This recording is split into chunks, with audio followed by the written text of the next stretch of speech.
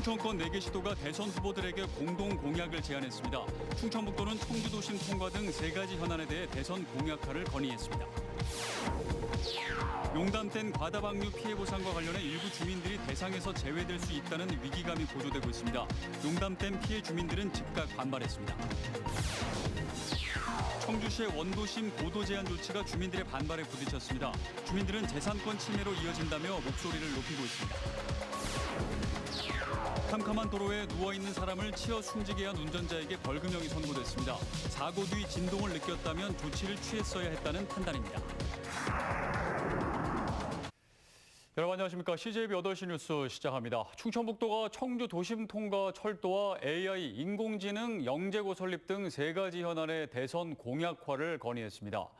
메가시티 등 협력을 강화하고 있는 충청권 4개 시도는 행정수도 완성과 국회 양원제 도입을 위한 개헌, 공공기관 추가 이전 등 공동 공약도 제안했습니다. 조영광 기자입니다. 충청권 4개 시도가 20대 대선 후보들에게 12개 지역 공약과 2가지 공동 공약을 건의했습니다.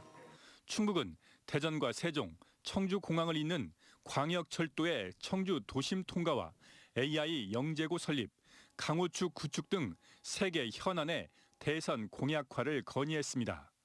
청주 도심 통과 철도는 국토부가 충북선 활용안도 함께 제시해 추진이 여전히 불투명하고 AI 영재고 설립은 지난해 말 교육회복지원금 합의 과정에서 도교육청과 의견을 모은 뒤 첫 시동을 걸었습니다. 다른 시도와 달리 자사고나 영재고가 하나도 없습니다. 교육 기회의 불평등이 현재 이루어지고 있습니다. 현재 전국 17개 언론사와 업무 협약을 맺은 세종시는 미디어 단지 조성과 국립 감염병 전문병원 건립에 대선 공약화를 건의했습니다. 충청권 4개 시도는 행정수도 완성과 국회 양원제 도입을 위한 개헌과 함께 수도권 공공기관의 혁신도시 추가 이전 등 2개 공동 공약도 제안했습니다. 헌법을 개정해서 대한민국 수도조항을 신설함으로써 행정수도 세종 완성의 발판을 마련하고 골고루 잘 사는 대한민국을 만드는 것이 시대적 요구입니다. 이춘희 세종시장은 CJB 모닝와이드에 출연해 연방제 수준의 지방 분권을 전제로 한 충청권 행정통합과 미우천 공동 활용 방안 등 충북과의 협력 발전을 강조했습니다. CJB 조윤광입니다. 용담댐 과다방류로 금강 하류 지역에 피해가 발생한 지 17개월이 지났습니다. 하지만 제대로 된 보상은커녕 하천 홍수관리 구역 주민들은 보상 대상에서 제외될 수도 있어 주민들이 반발하고 나섰습니다. 안정원 기자입니다. 지난 2020년 8월 용담댐 과다방류로 영동과 옥천, 무주, 금산군 일부 지역이 물바다가 됐습니다. 집중호우로 용담댐 제한 수위가 초과되자 하류 하천이 수용할 수 없을 정도의 많은 물을 한꺼번에 방류했기 때문입니다. 이런 일이 없었거든. 근데 물이 불어 올라오는데 노인들은 따라 나올 수 없을 정도로 그 물이 빨리 묻어 올라왔어요. 그러니까 물이 폭탄이지 폭탄. 용담댐 과다방류로 금강 하류 지역 4개군 11개면이 입은 피해 규모는 약 548억 원. 그런데 일부 주민들이 피해 보상 대상에서 제외될 수도 있다는 위기감이 고조되고 있습니다.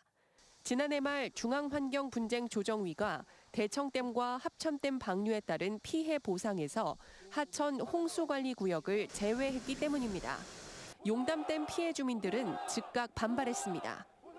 천재지변이 아닌 인재이므로 하천구역 홍수관리구역 내 침수 피해 포함하여 반드시 전체 보상하라! 정부는 10년마다 하천 홍수관리구역을 지정 고시하고 있는데 관리구역 지정을 몰랐거나 지정되기 이전부터 오랜 기간 농사를 지어왔다는 겁니다. 영동군의 경우 피해 주민의 25%가 하천 홍수관리구역 주민입니다. 어떻게 걷는지도 모르고 건 지역도 뭐 낮은 지역은 아닌 데가 있고 높은 지역은 또 홍수관리 지역인 데가 있고 뭐 그렇게 개판이 한마디로. 영동군도 정부가 해야 할 피해 보상을 지자체로 떠넘기지 말라며 목소리를 높였습니다. 지방자치단체를 분쟁의 당사자로 몰아세워 책임 전가 행위를 자행하고 있는 환경부와 수자원공사를 규탄하지 않을 수 없습니다. 용담댐 피해 보상 논의가 답보 상태를 거듭하는 가운데 오는 14일 중앙환경조정위의 2차 조정회의를 앞두고 있습니다. CJB 안정은입니다. 1500년 역사를 간직한 청주 구도심의 정체성을 지키겠다며 청주시가 내놓은 원도심 고도 제한 조치가 주민들의 거센 반발에 부딪혔습니다. 아무리 취지가 좋아도 재산권 침해를 걱정하는 주민들을 설득하기는 어려워 보입니다. 홍우표 기자입니다. 민선 6기 이승훈 시장 시절 인허가를 받아 현 청주시청사 뒤편에 들어선 49층의 아파트. 민선 7기 시정에 복귀한 한범덕 시장은 이 아파트를 보며 1500년 역사를 간직한 청주 원도심의 정체성을 지켜야 한다는 정책 결심을 하게 됩니다. 이는 지난해 12월 도시계획조례 개정으로 이어지게 됩니다. 원도심 경관지구 입체적 관리 방안이라는 이름이 붙었지만 가장 중요한 내용은 딱 하나, 바로 고도 제한입니다. 15층 높이까지만 건축이 가능하게 된 것입니다. 그런데 이런 조치는 주민재산권 침해를 전제로 할 수밖에 없습니다. 아니 공무원들 무슨 죄 있어요? 일 시킨 거 한 거밖에 없는데. 설명을 하고. 대놓고 하자고. 결국 청주시가 개최하려던 주민설명회는 파행됐습니다. 청주시가 시민 설문조사를 벌이고 관련법에 따른 행정 절차를 차근차근 진행했다지만 정작 이해 당사자인 주민들에게 사전 설명이 충분하지 않았다는 얘기입니다. 이런 행정이 어디 있습니까? 누가 주인입니까? 시장이 주인입니까? 주거 환경 개선은 안 해주고 자기들 마음대로 이렇게 한다는 것은 대단히 잘못된 정책이라 봅니다. 그래서 거기에 대해서는 우리가 우리 주민들 100%가 지금 반대를 하고 있습니다. 청주시는 시청사 현위치 건립과 중앙역사공원 조성 같은 공공투자 확대와 원도심 활성화 대책을 마련했다고 밝혔습니다. 역사 고도의 정체성과 장소적 가치를 반영해서 역사와 문화, 관광의 중심지로 원도심을 육성 관리할 계획입니다. 청주시는 내일 마지막 행정 절차인 도시계획심의위원회를 열어 원도심 경관지구 지정을 마무리할 계획이지만 주민들은 실력 저지도 불사하겠다는 완강한 입장입니다. CJB 홍우표입니다. 과수계의 에이즈라 불리는 과수화상병은 치료제가 없다 보니 무엇보다 예방이 중요한데요. 요즘같이 추운 겨울철이 과수화상병을 막을 수 있는 골든타임이라고 합니다. 겨울철 병원균의 잠복처인 궤양을 제거하는 것만으로도 피해를 크게 줄일 수 있다고 합니다. 이윤영 기자입니다. 충주의 한 사과밭에서 나무를 뿌리째 뽑아냅니다. 나뭇잎이 불에 탄 듯 검게 말라 죽는 과수화상병이 번진 탓입니다. 지난해 충북 지역에서는 충주를 비롯해 6개 시군에서 총 246건, 97헥타르의 사과 배 농장이 과수화상병 피해를 입었습니다. 올해도 또다시 악몽이 되풀이되지는 않을까 과수 농가들은 걱정이 이만저만이 아닙니다. 참 이게 눈에 보이지도 않으니까 아주 불안한 상태죠. 그래서 이제 우리 과수원 정문에는 외부인 출입 금지라는 팻말을 다 달아놨어요. 충북 농업기술원이 과수화상병의 확산을 사전에 막기 위해 궤양 제거 시연회를 열었습니다. 사과나무 줄기에서 병원균의 잠복처인 궤양을 찾아내 40에서 70cm 이상 아래쪽을 잘라냅니다. 절단 부위에는 도포제 등 소독약을 발라줍니다. 겨울에 과수화상병균이 잠복해 있기 때문에 그 잠복하는 은신처인 궤양을 제거함으로써 이듬해 과수화상병 발생을 낮출 수 있는 것이죠. 2015년 국내에서 처음 확인된 과수화상병은 한 번 걸리면 농사를 포기해야 할 정도로 피해가 막심하기 때문에 조기 대처가 무엇보다 중요한 상황. 겨울철에 다른 가지나 나무로 번지기 전에 잘라내는 것이 무엇보다 중요합니다.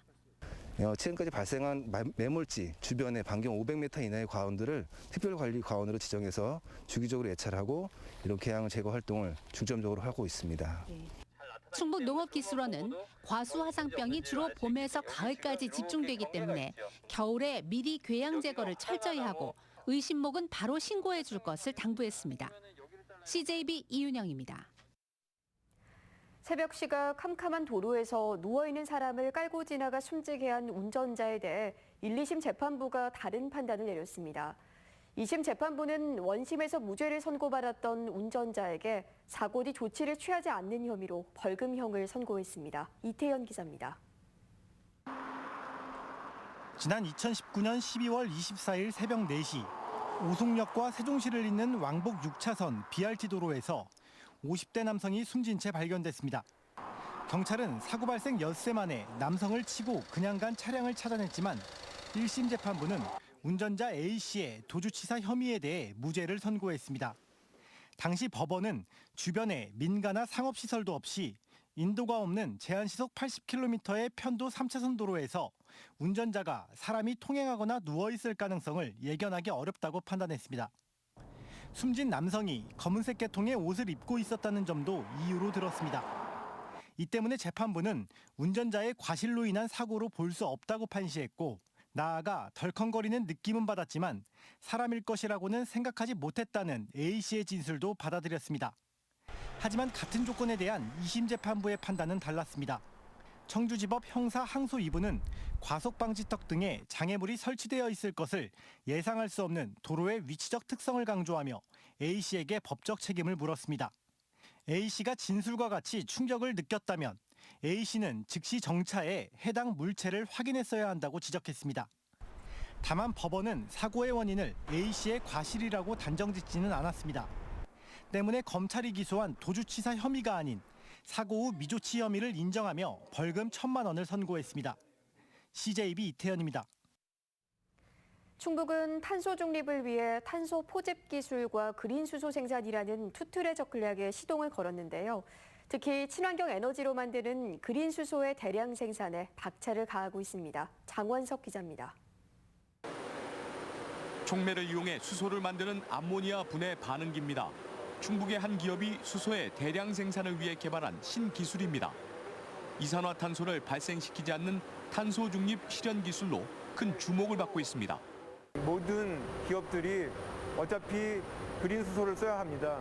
이산화탄소가 나오지 않는 암모니아가 그 대안이 될 수 있을 것이기 때문에 그 경제적인 파급 효과가 굉장히 클 것이라고 생각하고 있습니다. 정부는 지난 7월 충북을 그린 수소 규제 자유 특구로 지정했습니다.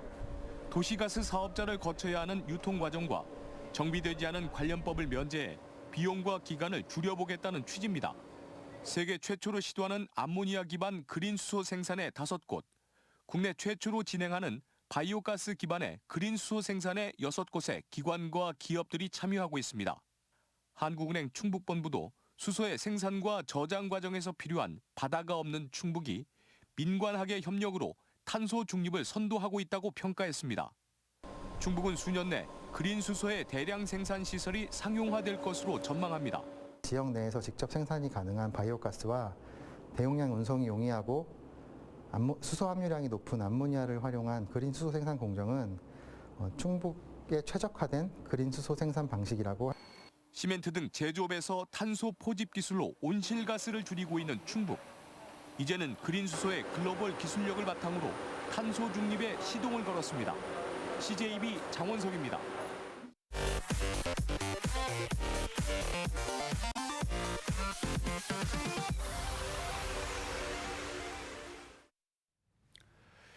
오늘 0시부터 오후 4시까지 충북의 코로나19 신규 확진자는 37명으로 어제 같은 시각보다 11명 감소했습니다.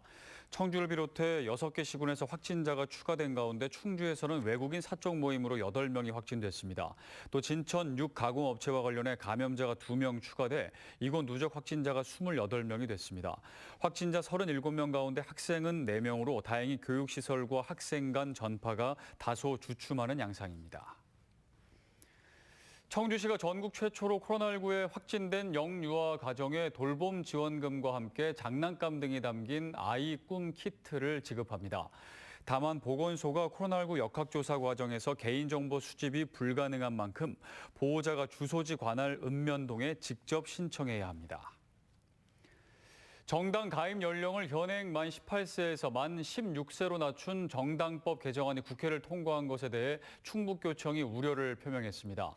충북교총은 당원 모집 활동으로 고등학교 교실이 정당 또는 진영 대결회장으로 변질될까 우려된다며 국회는 적어도 학교 안에서의 정당 홍보와 당원 모집 활동 금지 등 후속 보완 대책을 반드시 마련해 입법화할 것을 요구했습니다.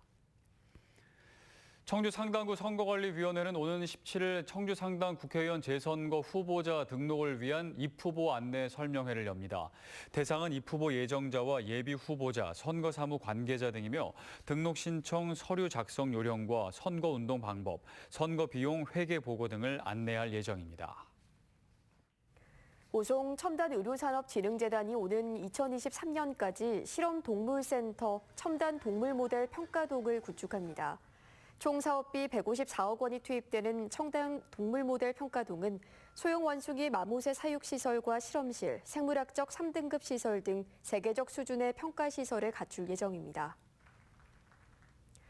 지난해 청주 지역 어린이 보호구역에서 발생한 교통사고는 23건으로 한 해 전보다 37% 감소했습니다. 청주시는 어린이 보호구역 교통사고를 줄이기 위해 무인 교통단속 장비 31대를 추가로 설치하고 38곳에 과속이 불가능한 횡단보도턱을 설치한 바 있습니다. 충주시가 지역 중소기업의 조달 시장 진출을 위해 다수 공급자 계약 컨설팅 지원 사업을 시행합니다. 다수 공급자 계약은 조달청이 3개 이상 기업과 단가 계약을 체결해 놓으면 수요기관이 별도 계약 없이 나라장터 쇼핑몰을 통해 제품을 구매하는 제도입니다.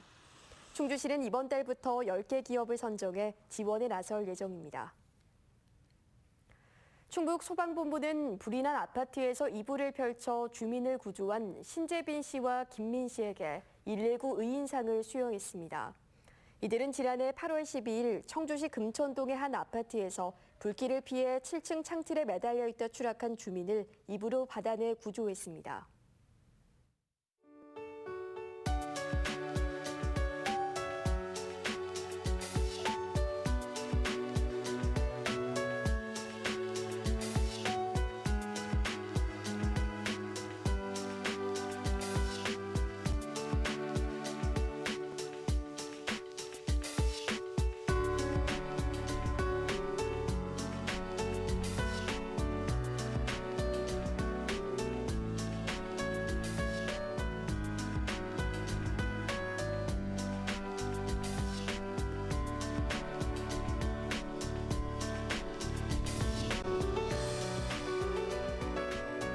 CJB 8시 뉴스를 모두 마칩니다. 시청해주신 여러분 고맙습니다.